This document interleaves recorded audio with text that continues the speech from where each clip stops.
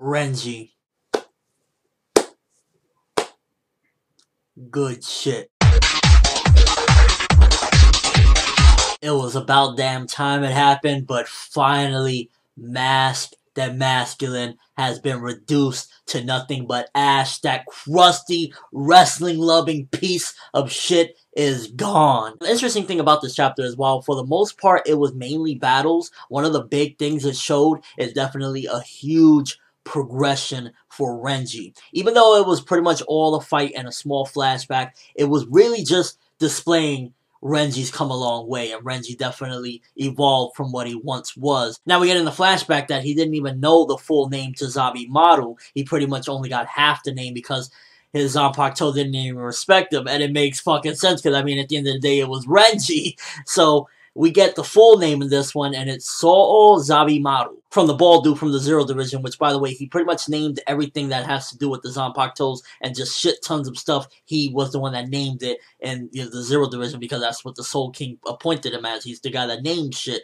So, interesting things about him as well. It means that he knows quite a bit because he's named a lot of different shit. He's been around. I want to talk about Zabimaru's new design because he's no longer that giant target, which, while it looked cool for its time, for the most part it definitely was a hindrance towards, Renji's fighting, because it's like just this big thing and all you gotta do is swipe, and if you're strong enough you'll fuck him up and fuck up Zabimaru. I definitely say the new design is a much more sleeker one. I'm curious as to if that's the only way it could go, because it's kind of like a sword with like a chain wrapped around it and then it hooks to like some giant bone looking arm. I'm curious as to, can it switch forms, or is that the full extent of what it's going to look like, because it's an interesting design, something a little bit different. I like it far better than the original, because the original is just a giant fucking snake dragon looking weird shit, and while it was cool, again, it just kind of like was just so big and just kind of was just there, and it was like with Renji, it just felt like a big hindrance, but with this, it's like he can maneuver it around, and it's just more sleeker, and to me, it just fits this more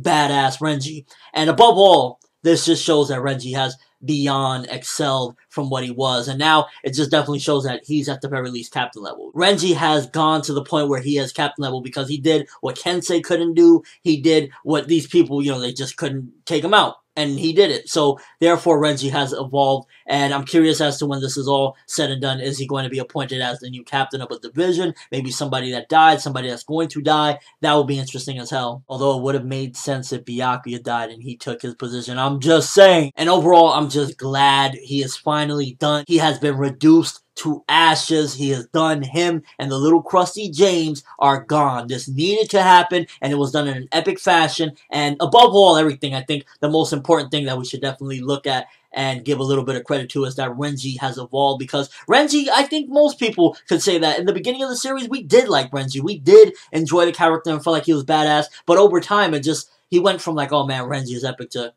wow, Renji, really get the fuck out of here. So, for him to have evolved to this point where he seemingly is captain level, he took out the dude that kind of fucked him over last time, it just shows how much he's evolved as a character as far as, like, his strength power, and just as far as a respectable person overall, because if his Zanpakuto didn't respect him enough to tell him the full name, only gave him half, that means that he just didn't respect him as a person, not only strength-wise, just, you're Renji, bro. But now that he's actually evolved, it's like, Renji finally has come a fucking long way, and he was able to take out one of these stern ridders that captains were struggling against. This motherfucker took out 3 dudes: Ikaku, Kensei, Yumichika. It's like 3 dudes got taken out by this dude. Renji did it by himself, and he didn't really seem to break a sweat. He wasn't really, like, pushed to the limit. So, I'm curious to see, like, is Renji even slightly above captain level? I think so. So, definitely could get a lot. While this chapter, it was simplistic. It was mainly, again, a battle and a flashback. It wasn't that, it could have been a little bit different, definitely, I would say. But it really just showed how much Renji has come a long way. And I guess this is how Kubo likes to do things. It's cool in his way. Personally, I think there should have been a little bit more context to different things that was going on. Like,